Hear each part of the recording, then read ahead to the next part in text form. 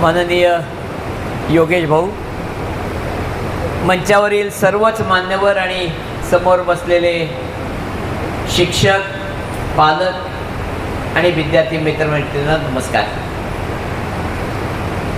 सुरुवात करण्याआधी मला थोडीशी एक अंदाज घ्यायचा आहे. आता इथे 9वीत गेलेले विद्यार्थी किती आहेत? हात वर करा. 9वीत गेले. ओके. 10वीत गेलेत आत्ता असे किती आहेत? ओके. आत्ता 10वी झालेत आणि पुढच्या 11वीच्या वाटेला लागलेत असे किती आहेत? हां, ते जास्त आहे. बरं, 11वीतून 12वीत गेलेले किती आहेत आत्ता? ओके. आणि 12वी उत्तीर्ण होऊन आता पुढच्या वाटेकडे डोळे लावून बसलेले किती आहेत? Okay, good. आपण 10वी पासून सुरुवात करू, कारण 10वीची पण मुलं आहेत, 10वीत गेलेली आणि 10वी झालेली, आणि मग 11वी 12वीकडे येऊया. आपल्याकडं 10वीचा रिझल्ट लागल्यानंतर विद्यार्थी कसं निवडतात पुढचं, हे खूप बघण्यासारखं असतं. साधारणपणे 2 मार्ग आहेत. एक, मार्क किती मिळाले. म्हणजे रिझल्टच्या आदल्या दिवशी जरी विद्यार्थ्याला विचारलं ना, बाळा काय करायचं ठरलं रे, पाहू, रिझल्ट लागल्यावर ठरवू. मार्क किती पडतात ते पाहून ठरवू. एकदम सावध पवित्र असतं. आणि मग 80-85% मार्क पडले की सायन्सला जायचं, थोडे कमी पडले तर कॉमर्सला जायचं, आणखी कमी पडले तर आर्ट्सला जायचं. एवढा विचार काय करायचं त्याच्यामध्ये? ही मानसिकता वर्षानुवर्ष आहे. पण हे अत्यंत डेंजरस आहे. मार्कांच्या बेसिसवर निवड खूप डेंजरस आहे. याचं कारण 10वीचं वर्ष हे मार्क पाडायला शिकवतात. त्यातनं आमचं महाराष्ट्र बोर्ड आणखीन भारी आहे. 20 मार्क शाळेच्या हातात आहेत. शाळाही 20 पैकी 20, 20 पैकी 19 देऊन बाहेर काढते. चालला बाहेर, घे बाबा मार्क, हो बाहेर. आणखीन एक आमच्या बोर्डाने स्कीम आणली आहे, बेस्ट ऑफ 5. ज्याने आणली त्याला नोबेलच दिलं पाहिजे. ज्या विषयात सगळ्यात कमी मार्क तो पर्सेंटेज मधनं काढूनच टाकतात, नकोच तो आपल्याला. त्यामुळे असे मार्क चालले वर आणि त्या बेसिसवर निवड, हे डेंजरस आहे. मग एक पोरग मला भेटलं मध्ये, म्हटलं बाळा किती मार्क पडले? 88%. काय करायचं ठरलं? सायन्स. बेस्ट ऑफ 5 कुठला विषय बाहेर गेला? सायन्स. अरे मग एवढे मार्क कसे पडले? अहो मला संस्कृतमध्ये 99 आहेत म्हणला. हे डेंजरस आहे. त्यामुळे मार्क हा क्रायटेरिया असूच शकत नाही. मग दुसरं काय? हल्ली मुलांचे मुलींचे असे ग्रुप असतात, ग्रुप. ते ग्रुपमध्ये मिळून ठरवतात, चलो आमकं कॉलेज, की चालले जत्रे चालले सारखे सगळे तिकडं. हेही डेंजरस आहे. उदाहरण सांगतो तुम्हाला. एक मध्यंतरी एक 11वी कॉमर्स झालेला मुलगा भेटला मला. 11वी कॉमर्स पूर्ण झालेला. मला म्हणलं आपल्याला काही झेपत नाही कॉमर्स. म्हणलं काय झालं? फार लिहायला लागतं म्हणला. मला एवढं लिहायची सवयच नाही. म्हणलं तू आला कसा काय कॉमर्सला? नाही म्हणलं आम्ही 5-6 जण एकत्र होतो, सगळे म्हणले चला कॉमर्सला, मी गेलो कॉमर्सला. आता लक्षात येते म्हणलं की हे आपल्याला झेपणारी गोष्ट नाही. म्हणलं तुला काय आवडत होतं? नाही म्हणलं 10वीपर्यंत आमच्या शाळेमध्ये टेक्निकल विषय होता, मला फार आवडायचा. सोड म्हणलं ते 11वी, ये मागं परत. आणि मग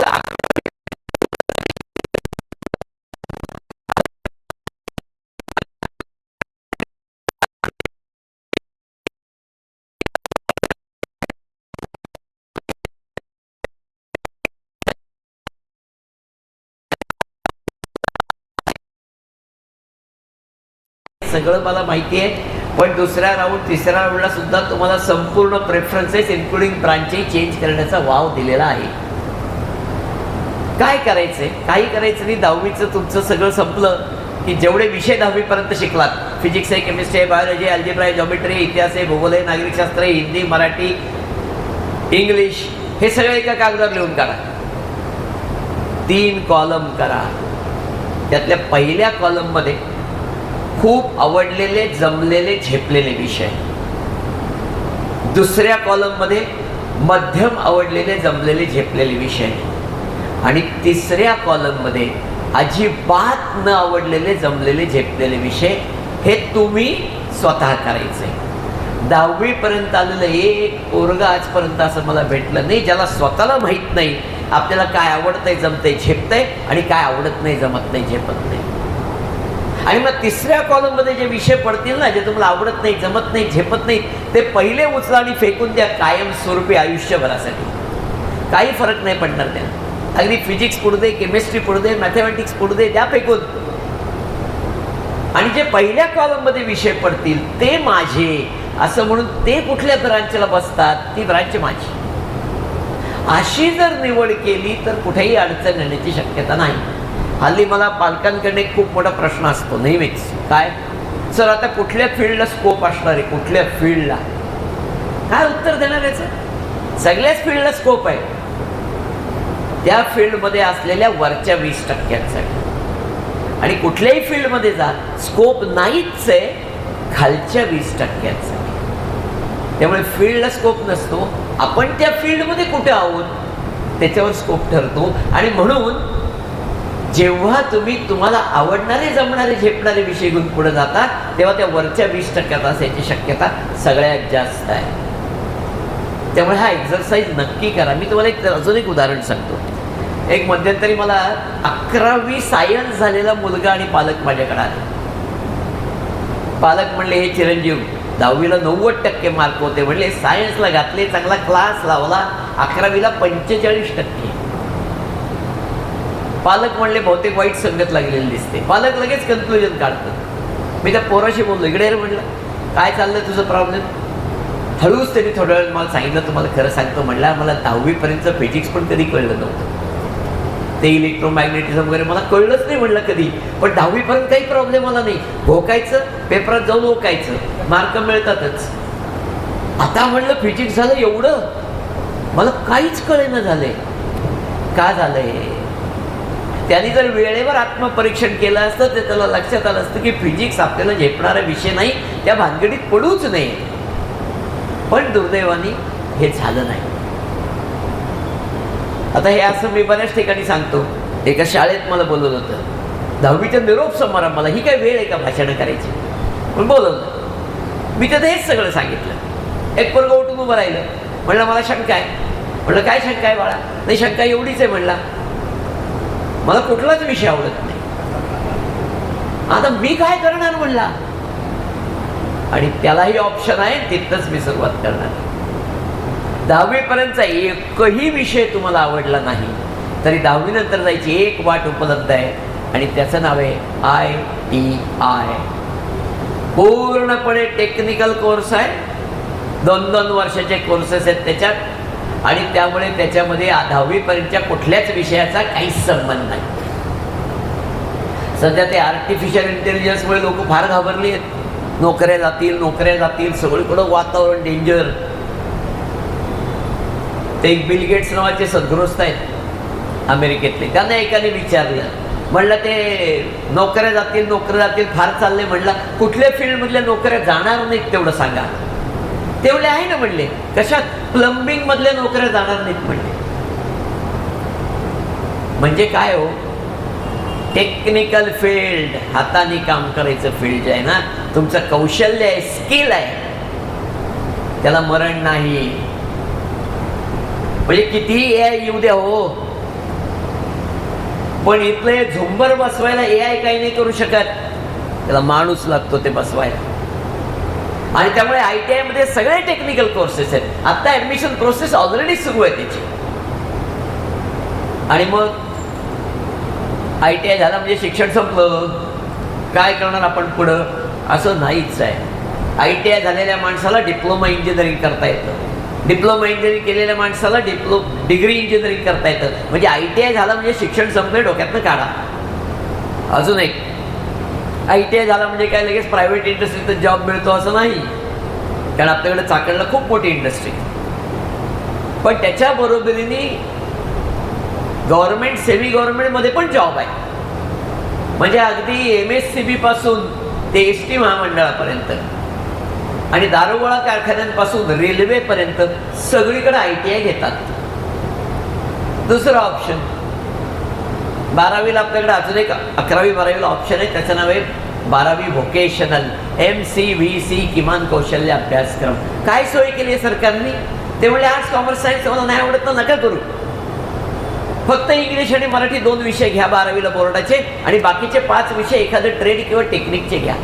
मग त्यात काही इंजिनिअरिंग रिलेटेड आहेत, काही मेडिकल रिलेटेड आहेत, काही ॲग्रिकल्चर रिलेटेड आहेत, बरेच आहेत. अगदी हॉटेल मॅनेजमेंटसुद्धा एक 11वी 12वी आहे त्याच्यात. मग ते करा म्हणले तुम्ही. मग 12वीचं बोर्डाचं सर्टिफिकेट 12वी झाल्यानंतर तुम्हाला सगळे ऑप्शन त्याप्रमाणे ओपन होतात आणि 12वी पण होतं. तिसरा एक ऑप्शन आहे, त्याच्यात कला आहे, ड्रॉइंग आहे. एलिमेंटरी झाली, इंटरमिजिएट झाली, A ग्रेड B ग्रेड, त्याला 12वी नंतरच ऑप्शन उपलब्ध आहे फक्त ड्रॉइंगच्या जोरावर. त्याचं नाव आहे डिप्लोमा इन फाईन आर्ट्स. या विद्यार्थ्यांना पुढे मल्टीमीडिया ॲनिमेशन पासून ॲडव्हर्टायझिंग पर्यंत क्षेत्रात काम करू शकतं. Diploma in fine arts. अजून एक ऑप्शन आहे, त्याचं नाव आहे डिप्लोमा इंजिनिअरिंग. त्याची ॲडमिशन प्रोसेस आता सुरू होती. आणि मग ज्याला इंजिनिअरिंग करायचे पुढे जाऊन त्याच्याकरता 2 ऑप्शन उपलब्ध होतात 10वी नंतर. एक 3 वर्षाचा डिप्लोमा आणि तिथून direct second year degree engineering करून 3 वर्षात डिग्री इंजिनिअरिंग. 3 आणि 3 6. दुसरा ऑप्शन 11वी 12वी सायन्स मध्ये CET JEE वगैरे, त्यातनं पुढे 4 वर्षाचा इंजिनिअरिंग डिग्री. 2 आणि 4 6. दोन्ही बाजूनी 6च वर्ष लागत असल्यामुळे खरं म्हणजे कन्फ्युजन आहे, इकडनं जाऊ का इकडनं जाऊ. मी तुम्हाला कुठनं जाय सांगणार नाही, मी फक्त फायदे तोटे सांगतो. 10वी नंतर डिप्लोमा इंजिनिअरिंगला जाण्याचे फायदे काय? एक, 10वीला मार्क चांगले मिळतात, त्यामुळे चांगलं डिप्लोमा कॉलेज, चांगली ब्रांच मिळायची शक्यता सगळ्यात जास्त. आपल्याला जवळचं गव्हर्नमेंट कॉलेज आहे अवसरीला. 2, हे 11वी 12वी ती CET ती JEE त्याचे ते क्लासेस, मग ती इंजिनिअरिंगची लांबलेली प्रोसेस, आणि परत इंजिनिअरिंगच्या पहिल्या वर्षाला 15-20% पोरांच्या दांड्या उडतात. हे सगळं टाळून डायरेक्ट सेकंड इयर डिग्रीला जायचा शॉर्टकट म्हणजे डिप्लोमा इंजिनिअरिंग. तिसरा ॲडव्हान्टेज, ज्या ब्रांचमध्ये तुम्ही डिप्लोमा इंजिनिअरिंग केले त्याच ब्रांचमध्ये पुढे डिग्री इंजिनिअरिंग करणार असाल तर डिग्रीचा कोर्स सोपा जातो. चौथा ॲडव्हान्टेज, ज्यांना डिप्लोमा झाल्यावर साक्षात्कार होईल की आपलं झालं एवढं शिक्षणच फार झालं, त्यांना डिप्लोमा इंजिनिअरिंग हे प्रोफेशनल क्वालिफिकेशन आहे की ज्याच्या जोरावर त्यांना जॉब मिळू शकतात, आणि फक्त प्रायव्हेटमध्ये नाही तर गव्हर्नमेंट सेमी गव्हर्नमेंटमध्ये सुद्धा. म्हणजे ST महामंडळापासून महावितरणपर्यंत आणि डिफेन्स सर्व्हिसेसपासून ते रेल्वेपर्यंत सगळीकडे डिप्लोमा इंजिनियर्स घेतात. आज रेल्वेचा जो इंजिन ड्रायव्हर किंवा गार्ड आहे हा डिप्लोमा मेकॅनिकल किंवा डिप्लोमा ऑटोमोबाईल इंजिनियर आहे, डिग्री नाही. तरी साधारणपणे लाखभर रुपये महिना एवढी त्याची कमाई आहे. म्हणजे काही किरकोळ नाही आहे डिप्लोमा झाला. हे फायदे आहेत, पण कुठलीच गोष्ट फक्त फायदे घेऊन येत नाही, तोटे काही तेही फायदे पाहिजेत. ज्यांना डिप्लोमा नंतर डिग्री इंजिनिअरिंग करायचंच आहे त्यांनी तोटे समजून घेणं अत्यंत गरजेचं आहे. पहिला आहे नंबर ऑफ सीट्स.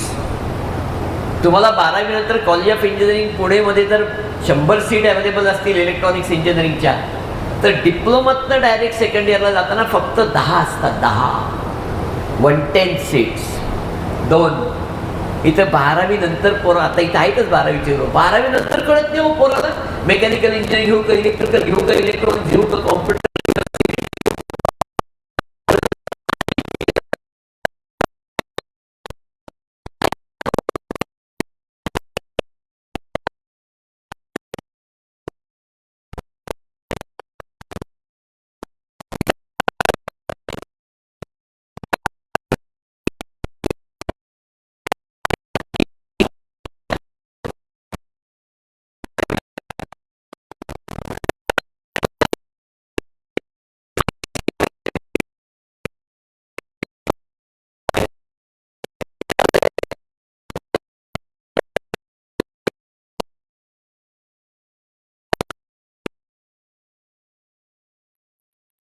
नाही डिप्लोमाच्या 3ऱ्या वर्षाला, म्हणजे कॉम्पिटिशन चुकलीच नाही.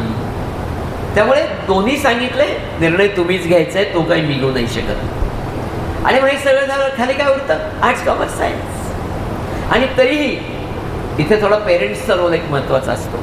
पेरेंट्स काय सांगतात पोराला, ए बाळा तू एक काम कर बाबा, तू 11वी 12वी सायन्स घे, मग 12वी नंतर तुला काय आर्ट्स कॉमर्सला जायचं ते जा. पण सायन्स घेतलं 12वी पर्यंत एवढे ऑप्शन्स असतात. आता ज्या पोराला फिजिक्स किंवा केमिस्ट्री किंवा दोन्ही आवडत नाही, त्याला त्या एवढ्या ऑप्शनमधला एकही ऑप्शन मिळणार नाही. त्यामुळे आपण आपलं सेल्फ ॲनालिसिस केल्यानंतर जर लक्षात आलं मला फिजिक्स किंवा केमिस्ट्री किंवा दोन्ही आवडत नाहीये, तर काही प्रयोजनच नाही सायन्सला जाण्यामध्ये. फक्त पेरेंट्सला समजावून सांगावं लागेल.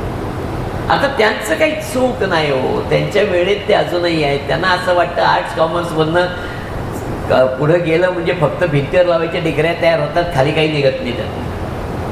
हे चुकीचं आहे. आता 12वी नंतर आर्ट्स कॉमर्स सायन्स कुठल्याही ब्रँचमध्ये गेला तरी अनेक ऑप्शन्स ओपन आहेत सगळ्यांसाठी. से फॉर एक्झाम्पल एक लॉ, वकिली, 12वी नंतर लॉ करण्याची संधी आहे आपल्याकडं. त्याकरता आर्ट्स कॉमर्स सायन्स काही फरक पडत नाही. हां, एंट्रन्स एक्झाम आहे. त्या एंट्रन्स एक्झामला विषय काय येतो? English, general knowledge, reasoning ability, general mathematics, इयत्ता 10वी लेवल. त्यामुळे कुणीही आर्ट्स कॉमर्स सायन्सवाला सुद्धा ती परीक्षा देऊ शकतो आणि तो लॉला जाऊ शकतो. आज आमच्या देशामध्ये 7 कोटी खटले वेगवेगळ्या कोर्टात पेंडिंग आहेत आणि रोज हजारांनी दाखल होत आहेत. त्यामुळे ज्या व्यवसायाला मरण नाही त्याचं नाव वकिली.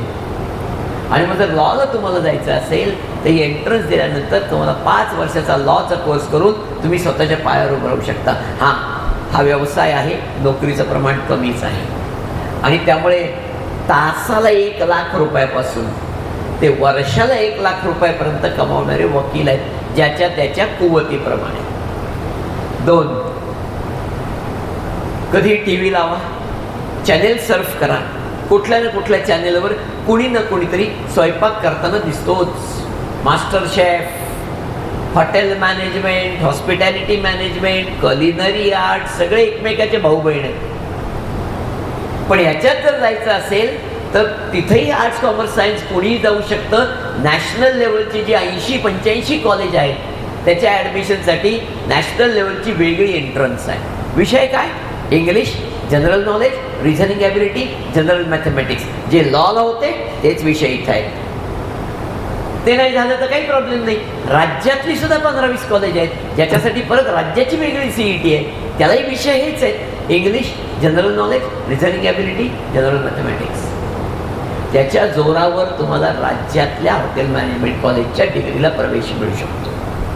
हॉटेल मॅनेजमेंटचा अजून एक तिसरा ऑप्शन आहे 12वी नंतर, ज्याला कुठली CET FEET काही लागत नाही, फक्त 12वीच्या मार्कावर. That is called as diploma in hotel management. त्याची आता कधीही जाहिरात CET सेलच्या आणि DTEच्या वेबसाईटवर पब्लिश होईल. फक्त 12वीच्या मार्कावर हा प्रवेश आहे. सुदैवाने हॉटेल मॅनेजमेंट हे फील्ड असं आहे तिथं डिग्री आहे का डिप्लोमा आहे याला काही महत्त्व नाही. तुम्ही कुठल्या हॉटेलला गेलात, तिथल्या मॅनेजरला विचारलं की कधी तुझी डिग्री झाली का डिप्लोमा झाला रे, काय करायचं आपल्याला, खायला मिळाला, विषय संपला. या फील्डमध्ये एक मात्र डेंजर आहे, ते समजून घ्या. इथे प्रचंड फिजिकल कष्ट करणं आवश्यक आहे. वेळेला 14 तास, 15 तास, 16 तास, 17 तास, 18 तास सुद्धा फिजिकल कष्ट करावे लागतात. घड्याळ बघून चालत नाही हो. रात्री 9 वाजता तुम्ही एखाद्या हॉटेलात गेलात आणि तो हॉटेलचा मॅनेजर म्हणला, अरे ही काय वेळ आहे काय यायची, हां मला काय घरदार आहे की नाही, काही चालेल का? नाही चालणार. त्यामुळे घड्याळाकडे बघून अजिबात चालत नाही या फील्डमध्ये. पण फील्ड चांगलं आहे, एम्प्लॉयमेंट, सेल्फ एम्प्लॉयमेंट दोन्ही ऑप्शन्स अवेलेबल आहेत. अजून एक ऑप्शन आहे 12वी नंतरचा, तो आहे इकॉनॉमिक्स. इकॉनॉमिक्समध्ये BSc आणि BA हे 2 प्रकारचे कोर्सेस 12वी नंतर उपलब्ध आहेत. फरक काय हो? तर BSc इकॉनॉमिक्समध्ये मॅथमॅटिक्स आणि स्टॅटिस्टिक्सचा भाग बऱ्यापैकी आहे आणि BA इकॉनॉमिक्समध्ये मॅथ्स आणि स्टॅट्सचा भाग अगदी थोडा आहे. त्यामुळे ज्यांना मॅथ्स स्टॅट्स आवडत नाही ते BA इकॉनॉमिक्स करू शकतात, नंतर MA करू शकतात. ज्यांना मॅथ्स स्टॅट्स आवडतं ते BSc आणि MSc इकॉनॉमिक्स करू शकतात. आज देशातली सर्वोत्कृष्ट इन्स्टिट्यूट इकॉनॉमिक्समधली ही पुण्यात आहे, गोखले इन्स्टिट्यूट ऑफ इकॉनॉमिक्स. त्यांच्यासाठी मात्र 12वी नंतर एक वेगळी एक्झाम द्यायला लागते. त्या एक्झाममधूनच तिथं प्रवेश आहे. CUET नावाची परीक्षा आहे. विषय काय? हेच English, general knowledge, reasoning ability, general mathematics. याच विषयाच्या जोरावर तुम्ही तिथेही जाऊ शकता, काही अडचण नाही. आणि मग इकॉनॉमिक्समधलं पोस्ट ग्रॅज्युएशन केल्यावर तुम्हाला बँकिंग आहे, इन्शुरन्स आहे, फायनान्शियल सर्व्हिसेस आहे, इथपासून ते सेंट्रल गव्हर्नमेंटच्या मिनिस्ट्रीजपर्यंत सगळीकडे संधी मिळू शकते. आमच्याकडं सध्या UPSC IASचं खूप क्रेज आहे, पण ह्याच UPSCची एक वेगळी एक्झाम आहे जी फक्त इकॉनॉमिक्समधल्या पोस्ट ग्रॅज्युएट्सनाच देता येते, बाकी कुणीही ती देऊ शकत नाही. आणि त्यातनं इकॉनॉमिक अफेअर्स मिनिस्ट्री सकटच्या मिनिस्ट्रीजमध्ये तुम्हाला क्लास 1 ऑफिसर म्हणून घेतलं जातं. म्हणजे इकॉनॉमिक्समध्ये पण चांगली करिअर्स मिळू शकतात. मॅनेजमेंट हल्ली लोकांना BBA MBA ह्याच्यात खूप इंटरेस्ट आहे. 12वी नंतर आर्ट्स कॉमर्स सायन्स कोणचंही पोरगं BBA ला जाऊ शकतं, काही प्रॉब्लेम नाही आहे. फक्त त्याला एक एंट्रन्स असतील, त्या एंट्रन्सला परत विषय हेच आहेत: English, general knowledge, reasoning ability, general mathematics, mass communication. आता बाहेर कोपऱ्यावर जा, पेपर स्टॉलवर 100 पेपर, साप्ताहिक, मासिक, पाक्षिक बघायला मिळतील. TV ऑन करा, एका रिमोटवर बसत नाही एवढे चॅनेल्स आहेत. रेडिओ ऑन करा, 50-50, 60-60 FM चॅनेल आहेत. आणि ह्या सगळ्याच्या वर जाऊन बसल्या त्याला म्हणतात social media, WhatsApp, Twitter, Facebook, Insta, so on and so fourth. या सगळ्याचं मॅनेजमेंट ज्याच्यात आहे त्याला मास कम्युनिकेशन असं म्हणतात. 12वी नंतर मास कम्युनिकेशन नावाचा ऑप्शन पण सगळ्यांना उपलब्ध आहे. आर्ट्स कॉमर्स सायन्स काही प्रॉब्लेम नाही. असा एक समज आहे की 12वी नंतर जर तुम्हाला IITत जायचं आहे, IIT मुंबई, IIT दिल्ली सकट, तर तुम्हाला सायन्स घेतलं पाहिजे, JEE मेन्स दिली पाहिजे, JEE ॲडव्हान्स दिली पाहिजे, त्यात चांगला स्कोअर आला पाहिजे, तर तुम्हाला IIT दिसते. रॉंग. 12वी आर्ट्स, 12वी कॉमर्स, 12वी सायन्स, कोणचंही पोरगं IITत जाऊ शकतं 12वी नंतर. कारण या काही 5-6 IITsनी एक डिझायनिंग नावाचा कोर्स सुरू केला आहे. त्याच्यासाठी वेगळी एंट्रन्स घेतात. त्या JEE मेन्सशी काही संबंध नाही त्याचा. त्या एंट्रन्स एक्झामला आर्ट्स कॉमर्स सायन्स कुठलंही पोरगं बसू शकतं. English, general knowledge, reasoning ability, general mathematics या 4 विषयांबरोबर अजून एक विषय आहे त्याच्यामध्ये जो तुमची क्रिएटिव्हिटी तपासतो. आणि त्यातनं तुम्ही थ्रू झालात तर आर्ट्स कॉमर्स सकट सगळ्या विद्यार्थ्यांना IITत जायची संधी आहे. आणि मग त्याच्यात पण ऑप्शन्स आहेत: product designing, interior designing, fashion designing, communication designing वगैरे वगैरे. आणि मग काय फक्त IITचं डिझायनिंग आहे असं नाही आहे. NIT, national institute of designing, Ahmedabad. 12वी आर्ट्स कॉमर्स सायन्स सगळ्यांना जायची संधी. फक्त तुमची क्रिएटिव्हिटी, स्किल्स आणि ड्रॉइंग दोनच गोष्टी बघतात, बाकी काय नाही पाहत. NIFT, national institute of fashion technology, Navi Mumbai सकट देशात 60 ठिकाणी आहे. अजून एक कॉलेज आहे तळेगावला, त्यांच्याकडे एक असा कोर्स आहे, त्याचं नाव आहे बी भोग in refrigeration and air conditioning. आज घराघरात रेफ्रिजरेटर आहे. एअर कंडिशनरचं प्रमाण प्रचंड वाढत चाललंय. म्हणजे अगदी घरातच नाही तर शाळांमध्ये, कॉलेजेसमध्ये, हॉटेल्समध्ये, हॉस्पिटल्समध्ये तुम्ही म्हणाल तिथे एअर कंडिशनर्स आहेत. आणि त्याच्याही पुढे जाऊन आपल्याला आता एकही कार अशी नाही ज्याच्यामध्ये एअर कंडिशनर नाही. मग ह्या सगळ्याची देखभाल, दुरुस्ती, प्रिव्हेंटिव्ह मेंटेनन्स कोण करणार? त्याच्यातला माणूस पाहिजे. म्हणून तो degree in refrigeration air conditioning नावाचा कोर्स आणलाय त्यांनी. अप्रतिम कोर्स. तुम्हाला स्वतःच्या पायावर भरायची पण संधी देतो. एक उदाहरण मला मध्यंतरी भेटलो होतो तो कोर्स केलेला. ते मला म्हणलं की फक्त कार AC मेंटेनन्स मध्ये काम करतो. म्हणजे काय नाही म्हणलं, कार मधलं AC बंद पडला ना लोकांना अर्धा तास जाऊन दरवत नाही. AC बंद पडला म्हणजे मला काही असं मला माहिती असतं म्हणजे 90% वेळेला फक्त गॅसचा प्रॉब्लेम असतो. मी बरोबर सिलेंडर घेऊनच जातो आणि काय करतो, काही नाही पडला 100 रुपयाचा गॅस टाकतो त्या AC मध्ये. AC चालू होतो, 2000 रुपये घेतो आणि जातो. स्वतःचा व्यवसाय, सेल्फ एम्प्लॉयमेंट करायची संधी मिळण्याचे एक कोर्सेस आहे. अनेकांना IT मध्ये जायचंय. अरे IT मधला एक कोर्स सांगतो तुम्हाला. MSCIT तुम्ही नाव ऐकलं असेल, पण हे MSCIT ज्यांचं आहे त्यांचं त्या कंपनीचं नाव आहे MKCL, Maharashtra knowledge corporation limited. त्यांनी एक कोर्स आणलाय 12वी झालेल्या विद्यार्थ्यांकरता. त्यांनी काय केलंय, 12वी झालेल्या विद्यार्थ्यांची फक्त कॉम्प्युटर चालवता येतो कधी एवढी टेस्ट घेतात आणि त्यानंतर 3 वर्ष त्या पोराला किंवा पोरीला डायरेक्ट IT इंडस्ट्रीत टाकून देतात. काम कर तिथं जाऊन. ते पोरगं IT इन्फ्रास्ट्रक्चर डेव्हलपमेंटचं काम त्या 3 वर्षात शिकतं. साईड बाय साईड 8-10 हजार रुपये स्टायपेंड घेतं महिन्याला. आणि 3 वर्ष पूर्ण झाल्यानंतर त्याला डिग्री मिळालेली असते. त्याकडे अनुभव असतो, त्याला स्टायपेंड पण मिळालेला असतो. कोण त्याला जॉब देणार नाही मला सांग. पण असेही ऑप्शन्स उपलब्ध आहेत. परत आहेत आर्ट्स, कॉमर्स, सायन्स, सगळ्यांकरता येते लक्षात घेतलं. हे सगळं सांगण्यापेक्षा हेतू एकच आहे की फक्त सायन्सला गेलं तर करिअर डोक्यातनं काढायला पाहिजे. मग त्याला नाही झेपत आहे, त्यांनी बळं जाणं याच्या इतकं दुर्दैव नाही. कॉमर्स वाईज प्रोफेशनल ऑप्शन्स आहेत. CA आहे, CS आहे, CMA आहे, हे सगळे प्रोफेशनल सर्टिफिकेशन्स आहेत. थोडी अवघड आहेत, मी नाही म्हणत नाही, कारण त्यांचे पासिंग आउट थोडं कमी आहे. म्हणजे CS फायनलचा रिझल्ट तर 12-14% वर लागत. पण इथं कोणालाही आईन्स्टाईन नको आहे. इथं घासू आणि कुथू विद्यार्थी पाहिजे. म्हणजे बैठक ज्यांच्याकडे आहे चांगली, असे विद्यार्थी CS सहज करू शकतात. दुर्दैवाने आमच्याकडं आम्ही तासांच्या भाषेत अभ्यासाचं बोलतो ना, 4 तास अभ्यास, 6 तास अभ्यास, त्याला काही अर्थ नाही हो. 10वीपर्यंतची पोरं मी बघतो ना घराघरात, पोरं घालून संध्याकाळी खेळून काय म्हणते, चाल आवायला बसते अभ्यासाला जाऊन. काय करतो, पुस्तक उघडतो, बसतो. 2 तास झाले, आईला असं वाटतं केवढा अभ्यास, ये बोला जेवायला. काय केलं 2 तासात? तर पुस्तक उघडलेलं पान सुद्धा उलटलं नाही होत. शरीरात तिथं मनाने गावभर फिरत होता तो. That is called as quantity study. त्याचा यापुढच्या आयुष्यात कधीच उपयोग होणार नाही. आता लागेल तो क्वालिटी स्टडी. पण ही जी प्रोफेशनल क्वालिफिकेशन्स आहेत, ही तुम्हाला क्वालिटी स्टडी केल्याशिवाय मिळत नाही. आणि ह्या क्वालिफिकेशनचं अजून एक वैशिष्ट्य म्हणजे तुम्हाला 2 वर्षाचं आर्टिकलशिप किंवा ज्याला आपण इंटर्नशिप म्हणतो, असं केल्याशिवाय तुम्हाला ते सर्टिफिकेट मिळत नाही.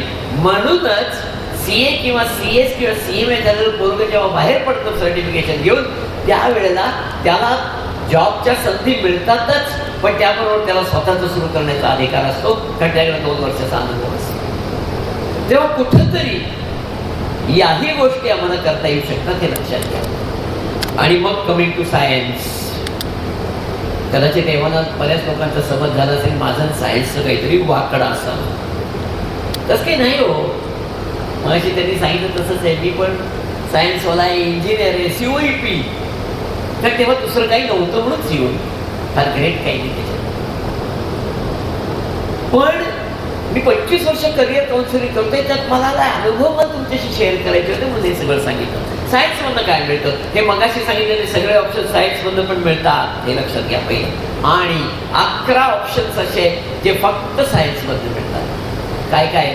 Medical, engineering, pharmacy, IT, information technology, BT, biotechnology, agriculture, architecture, merchant navy, aviation, research field आणि डिफेन्स सर्व्हिसेस. 11 ऑप्शन आहेत जे फक्त सायन्समधनं 12वी नंतर मिळतात.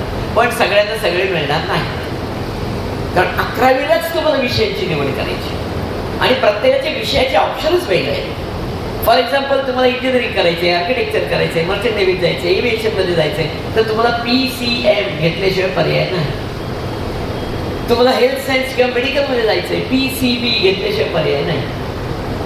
तुम्हाला रिसर्चमध्ये जायचंय, तुम्हाला बायोटेक्नॉलॉजीमध्ये जायचंय, तुम्हाला ॲग्रिकल्चरमध्ये जायचंय, तर PCMB घेणं कधीही फायद्याचं आहे.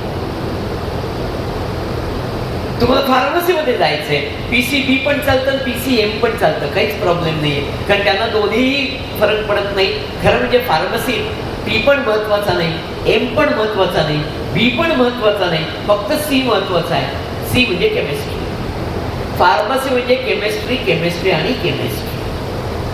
12वीच्या CETचा पहिल्या राऊंडचा काल निकाल लागलाय PCBचा.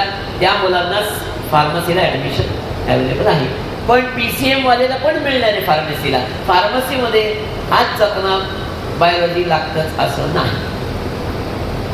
पण फार्मसी हे फील्ड पण असं आहे की ज्याच्यामध्ये तुम्हाला चांगलं कॉलेज मिळवणं आवश्यक आहे. म्हणजे ती सगळी प्रोसेस जी आहे ना ती तशीच राहते परत एकदा. आणि मग चांगल्या कॉलेजची व्याख्या एकच आहे, इंजिनिअरिंग असो, फार्मसी असो, काही असो, एकच व्याख्या, ते म्हणजे जिथे तुम्हाला चांगल्या कॅम्पस प्लेसमेंट मिळण्याची सोय, ते कॉलेज चांगलं. त्यामुळे हे सगळी फील्ड प्रत्येकाच्या विषयाची निवड वेगवेगळी आहे. आणि मग अर्थात परीक्षा आल्याच, म्हणजे इंजिनिअरिंगसाठी असेल, ॲग्रीसाठी असेल, फार्मसीसाठी असेल, महाराष्ट्राची PCM किंवा PCB, आणि इंजिनिअरिंगसाठी JEE मेन्स, JEE ॲडव्हान्स वगैरे, मेडिकलसाठी नीट, आर्किटेक्चरसाठी नाटा, किंवा तुम्हाला आयसरमध्ये जायचं आहे आयसरची वेगळी, तुम्हाला मर्चंट नेव्हीत जायचं आहे मर्चंट नेव्हीची वेगळी, अशा वेगवेगळ्या परीक्षा तुम्हाला द्याव्या लागतात, तर हे ऑप्शन्स ओपन होतात. म्हणजे 12वीला फक्त बोर्ड देऊन काही नाही मिळत, हे वेगवेगळ्या परीक्षा दिल्या तरच पुढचे ऑप्शन ओपन होतात, हे लक्षात घेतलं पाहिजे. आणि मग आता ऑप्शन्सकडे येऊया, कारण आता 12वीची पोरं आहेत, ते नीट काही नीट झाली नाही आपल्याला माहिती आहे. त्यामुळे आता 21 जूनला परत एकदा नीट होणार आहे, तेव्हा नीट होईल अशी अपेक्षा करूया. पण नीटसाठी एवढं सगळं दुकानदारी का झाली? का लोकांनी 5-5, 10-10 लाख रुपये पेपरसाठी दिले हो? एकमेव कारण, नीट परीक्षा देणाऱ्या, PCB घेणाऱ्या प्रत्येकाला एकच ध्येय, मला मेडिकल MBBS डॉक्टरच व्हायचं, खलास. त्यामुळे 720 पैकी 725 मार्क मला हवेच आहे, नाही तर मला मिळणारच नाही गव्हर्नमेंट मेडिकल. म्हणून हे सगळी दुकानदारी झाली.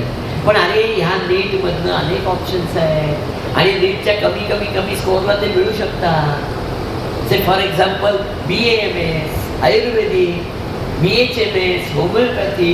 आयुर्वेदिकला 450 चांगलं कॉलेज मिळू शकेल तुम्हाला, होमिओपॅथीला 250 पण चांगलं कॉलेज मिळू शकेल. बरं हे दोन्ही डॉक्टरच आहेत ना.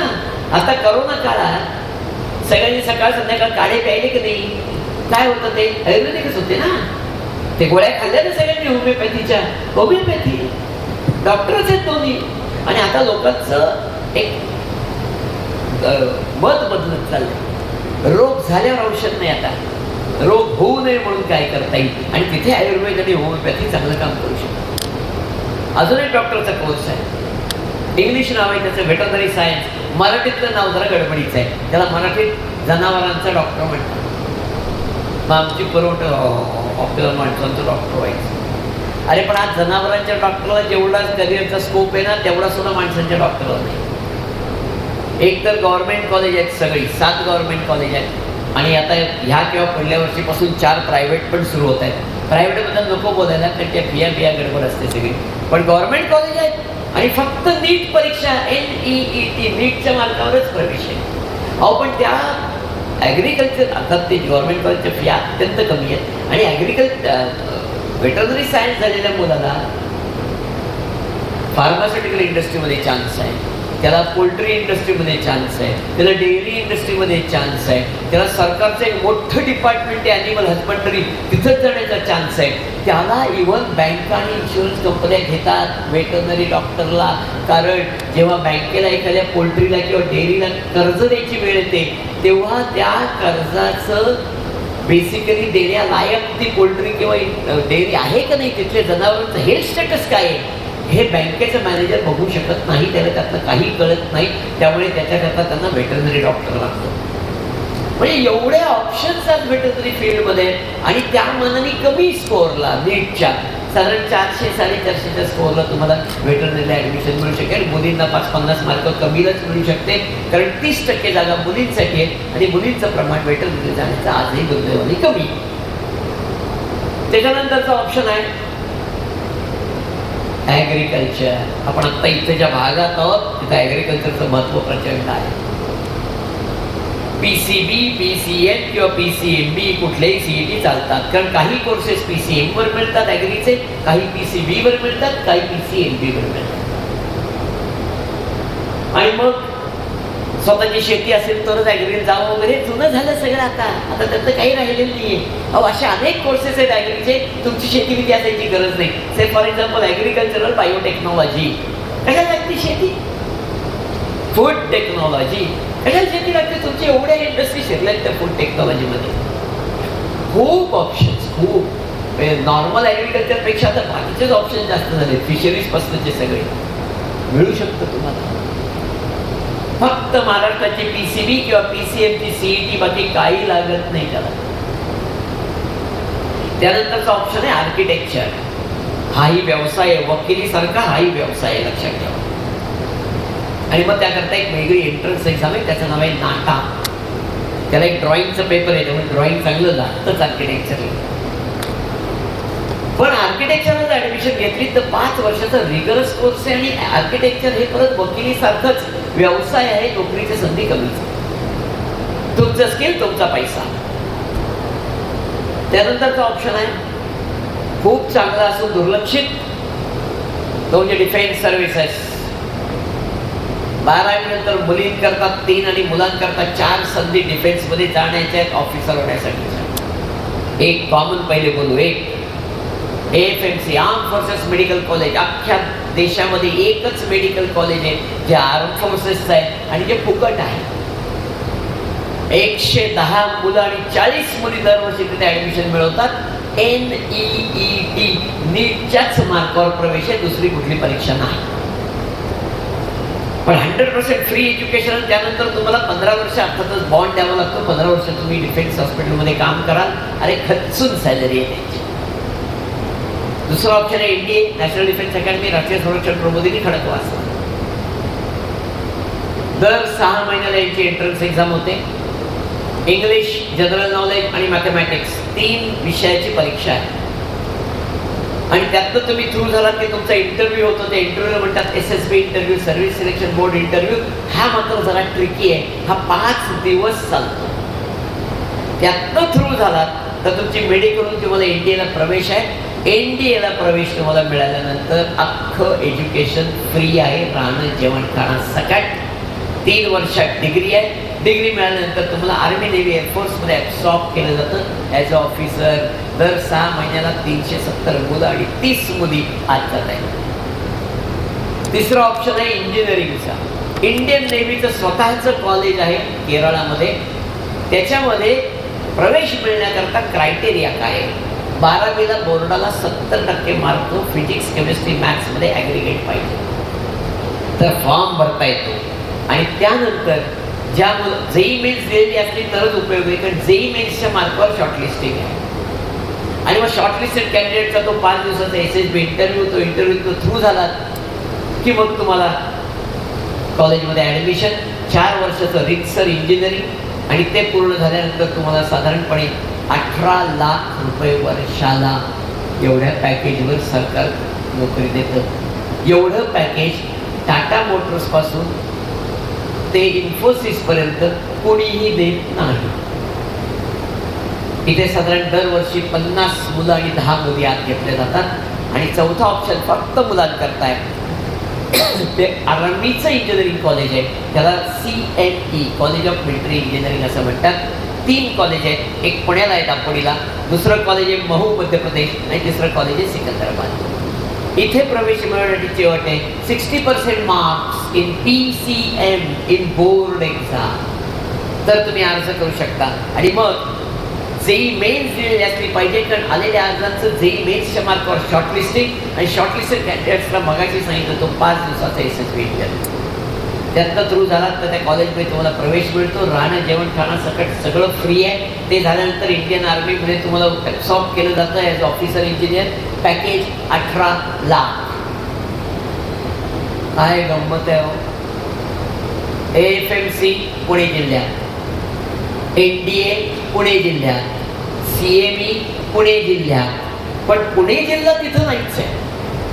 4 पोरं काही आपली सापडत नाहीत पुणे जिल्ह्यातली त्या 3 ठिकाणी. का? 1 अज्ञान आणि 2 पेरेंट्सचा दृष्टिकोन फार वाईट आहे. कारण हल्ली आम्ही सगळे प्रचंड देशभक्त कुठे व्हॉट्सअपवर, पण प्रत्यक्षात काही करायची वेळ की पेरेंट्सच पोरांना सांगतात तू जाऊ नको, त्याला जाऊ दे. त्यांना असं वाटतं आपलं पोरगं डिफेन्समध्ये गेलं म्हणजे आता गेलंच. असं काही घडत नाही हो. या पुणे नाशिक रस्त्यावर जेवढी माणसं दरवर्षी वर जातात ना, तेवढी सुद्धा डिफेन्समध्ये वर जात नाही. दृष्टिकोन बदलाची गरज आहे. अजून एक ऑप्शन आहे, तोही असाच दुर्लक्षित.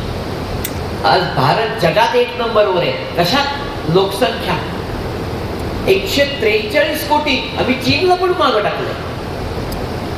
पण तरीही गेल्या 43 वर्षात भारतात जन्मलेला, भारतात शिकलेला आणि भारतातच राहणारा एकाही शास्त्रज्ञाला सायन्सचं नोबेल मिळालेलं नाही. कोट्यवधी मुलं दरवर्षी सायन्समध्ये प्रवेश घेत आहेत. पण नोबेल मिळवू शकत नाही. त्याचं एकमेव कारण आम्हाला सायन्स म्हणजे फक्त medical, engineering, pharmacy, IT, applied सायन्सेसच दिसतात. प्युअर सायन्स आम्ही बघतच नाही, म्हणून हा खरा प्रॉब्लेम आहे. अरे प्युअर सायन्सच्या इतक्या अप्रतिम इन्स्टिट्यूट आलेत आपल्याकडे. IISER institute of science and research पुण्यात पण एक आहे, त्यातली 7 आहेत एकंदर. त्याच्यात प्रवेश पाहिजे असेल तर तुम्हाला वेगळी एंट्रन्स एक्झाम द्यायला लागते आणि ती BC, MD 4 विषयाची आहे. पण त्याच मार्कावर देशातली सर्वोत्कृष्ट जी रिसर्च इन्स्टिट्यूट आहे, इन्स्टिट्यूट ऑफ सायन्स बँगलोर, तिथेही प्रवेश मिळतो 12वी नंतर. दुसरी एक इन्स्टिट्यूट आहे नायसर नावाची, ती भुवनेश्वरला आहे. त्यांची वेगळी नेस्ट नावाची परीक्षा आहे, परत BC, MD 4 विषयाची. त्यातनं थ्रू झाला तर तुम्हाला त्या इन्स्टिट्यूटला प्रवेश मिळतोच. पण त्याच्याबरोबर एक मुंबई विद्यापीठात एक कोर्स आहे जो बाबा अकॅडमिक रिसर्चने फ्लोट केला आहे. तिथेही 5 वर्षाच्या रिसर्च कोर्सला प्रवेश मिळू शकतो. Biotechnology is nothing but research. आता जगभरातल्या सगळ्या युनिव्हर्सिटीजमध्ये बायोटेक्नॉलॉजीमध्ये आणि मायक्रोबायोलॉजीमध्ये रिसर्चसाठी प्रचंड फंडिंग येत आहे. पण रिसर्च म्हणजे PhD पर्यंत जायला पाहिजे. BSc MSc करून काय होणार नाही. आणि मग निदान आपल्याकडचे तरी बेस्ट इन्स्टिट्यूट पुण्यात आहे, पुणे युनिव्हर्सिटीच्या आत आहे, जी बायोटेक्नॉलॉजीमधलं डायरेक्ट MSc देते 12वी नंतर 5 वर्षाचं एंट्रन्स आहेच आणि ते PCMBची आहे. पण रिसर्च मधला best option is biotechnology. Merchant navy आत्ता आम्हाला कळायला लागलंय, ते आमच्या घरात गॅस येणं झालंय. काय प्रॉब्लेम झालाय तर ते होर्मुझमध्ये जहाजं अडकलेत म्हणे. मग त्याचा आपला काय संबंध नाही, ते जहाजावर गॅस आहे म्हणे. तेव्हा आमच्या लक्षात आलंय की जगभरातला सगळा जो व्यापार आहे ना फक्त जहाजांच्या माध्यमातून चालतो आणि त्या व्यापारासाठी लागणारी सगळी मॅनपॉवर ही मर्चंट नेव्हीतनं घेतली जाते. 2 प्रकारचे कोर्सेस आहेत. BSc नॉटिकल सायन्स 3 वर्षाचा आणि दुसरा आहे तो इंजिनिअरिंग, नेव्हल इंजिनिअरिंगचा कोर्स आहे 4 वर्षाचा. दोन्हीसाठी एक वेगळी एंट्रन्स एक्झाम आहे, त्याचं नाव आहे IMU, इंडियन मॅरिटाईम युनिव्हर्सिटी. त्यात फक्त क्वालिफाय व्हायचं असतं. नंतर कॉलेज टू कॉलेज ॲडमिशन आहे. कोर्स कॉस्टली आहे, पण नंतर तुम्हाला चांगला जॉब मिळाला तर भरपूर पगार आहे. आणि नुसतं पगार आहे असं नाही, अख्खं जग बघायला मिळतं दुसऱ्याच्या पैशाने, हेही तेवढंच महत्त्वाचं. त्यामुळे हा एक वेगळा ऑप्शन उपलब्ध आहे. एव्हिएशन, अनेक मुलांना पायलट व्हायचं आहे. पायलट म्हणजे काय लागतं? पायलट म्हणजे काय हो? विमानाचा ड्रायव्हर. ड्रायव्हरला काय लागतं? लायसन्स. पायलटला काय लागतं? Licence, CPL, commercial pilot licence. त्याकरता काय लागतं? 12वी फिजिक्स मॅथ्स, दॅट्स ऑल. आणि मग एक एंट्रन्स एक्झाम आहे. त्या एक्झाम जी आहे ते DGCA घेतं, थेअरी एक्झाम, आणि त्याच्याबरोबर 200 तासाचा फ्लाईंगचा एक्सपिरियन्स तुम्हाला एखाद्या फ्लाईंग इन्स्टिट्यूटमधून करायला लागतो. दोन्ही तुमच्याकडे असलं की लायसन्स मिळतं. 45 ते 60 लाख रुपये खर्च आहे. पण जॉब मिळाला ते पैसे कधीच वसूल होतात. प्रॉब्लेम हाच आहे, सगळ्यांना जॉब मिळेल त्याची खात्री कोणी देत नाही. त्यामुळे इन्स्टिट्यूट निवडताना सांभाळून निवडा. तीच गोष्ट आहे एरोनॉटिकल इंजिनिअरिंग किंवा एअरक्राफ्ट मेंटेनन्स इंजिनिअरिंगची. 12वी नंतर कोणालाही प्रवेश देतात. CET JEE सुद्धा लागत नाही. पण इन्स्टिट्यूट बघून घ्या, गेल्या 5 वर्षाचं त्यांचं एम्प्लॉयमेंटचं ट्रॅक रेकॉर्ड चेक करा. कारण नुसतंच ॲडमिशन मिळते म्हणून घेण्यात काही मजा नाही. कारण तो कोर्स झाल्यानंतर तुम्हाला टाटा मोटर्समध्ये कोणी घेणार नाही, तुम्हाला इन्फोसिसमध्ये कोणी घेणार नाही. तुम्हाला घेणार तर ठरलेल्या 10 कंपन्या, तेव्हा तिथं जॉब मिळतो का नाही बघा, ते अत्यंत आवश्यक आहे. ते CID मालिका आली, त्याच्यानंतर एक गडबड झाली. पोरांना वाटायला लागलं आपल्याला CID सारखं आपल्याला ते फॉरेन्सिक सायन्समध्येच जायचं आहे ना. कोर्स अवेलेबल 12वी नंतर आहे. आता BSc MSc कोर्सेस उपलब्ध आहेत फॉरेन्सिक सायन्सचे. गव्हर्नमेंट इन्स्टिट्यूट्स आहेत मुंबई, नागपूर, औरंगाबाद 3 ठिकाणी. आणि फक्त 12वीचे मार्क लागतात, बाकी काय. प्रवेश प्रक्रिया आता सुरू झाली आहे. अर्ज करू शकता, 3 ठिकाणी करू शकता. प्लस अनेक प्रायव्हेट इन्स्टिट्यूट्सला पण BSc MScचे कोर्सेस आहेत फॉरेन्सिक सायन्सेसचे. त्याचबरोबर एक फॉरेन्सिक सायन्स युनिव्हर्सिटी निघाली गांधीनगरला. तिथं BSc MScच नाही तर BBA MBAचे पण कोर्सेस आहेत फॉरेन्सिक सायन्स. काही डिप्लोमाचे कोर्सेस आहेत 12वी. म्हणजे त्यातला एक फक्त महाराष्ट्रात एका ठिकाणी आहे, पुण्याला फर्ग्युसनच्या आवारात. Diploma in surface coating technology नावाचा डिप्लोमा आहे. 12वी सायन्स नंतर प्रवेश आहे. 12वीच्या मार्कावर प्रवेश आहे. No CET, no JEE, nothing. 3 वर्षाच्या कोर्समध्ये 8 महिने तुम्हाला ॲक्च्युअल इंडस्ट्रीत काम करायला लावतात. त्या 8 महिन्यात तुम्हाला स्टायपेंड मिळतो. त्या स्टायपेंडमध्ये 3 वर्षाची फी भरून निघते तुम्ही. आणि 8 महिन्याचा एक्सपिरियन्स तुम्हाला मिळालेला असल्यामुळे नंतर तुम्हाला 100% जॉब जाईल, कारण अख्ख्या महाराष्ट्रात एकच इन्स्टिट्यूट आहे. दुसरा एक कोर्स आहे, त्याचं नाव आहे D pharm, diploma in pharmacy. 2 वर्षाचा कोर्स आहे 12वी, फक्त 12वीच्या मार्कावर आहे. CET FEET काही लागत नाही त्याला. या कोर्समध्ये तुम्हाला आवडलं, पुढे करावं असं वाटलं तर डायरेक्ट सेकंड इयर डिग्री फार्मसीला प्रवेश आहे. पण नाहीच आवडलं तर डिप्लोमा फार्मसी नंतर तुम्ही बाहेर पडून स्वतःचं मेडिकल स्टोअर काढू शकता, हॉस्पिटलच्या फार्मसीजमध्ये काम करू शकता किंवा फार्मा कंपन्यांच्या सेल्स अँड मार्केटिंग डिपार्टमेंटला काम करू शकता. 2 वर्षाचा कोर्स 12वी, बस फक्त 12वीच्या मार्कावर. तर हे सगळं तुमच्यापुढे मांडण्याचा उद्देश एवढंच आहे की 40% 90% प्रत्येकाला संधी आहे. फक्त आम्ही त्या संधी बघितल्या पाहिजे आणि त्याच्यासाठी लागणाऱ्या गोष्टींसाठी आम्ही प्रयत्न केले पाहिजे. आणि त्यामुळे जिथं सुरुवात केली तिथं परत येतो, फक्त आवड नाही, नावड ही महत्वाची. आणि ती नावड आपण पहिल्यांदा ओळखली पाहिजे. आणि मग फक्त आवड असून उपयोग नाही, कष्ट करावेच लागतील, त्याला पर्याय नाही.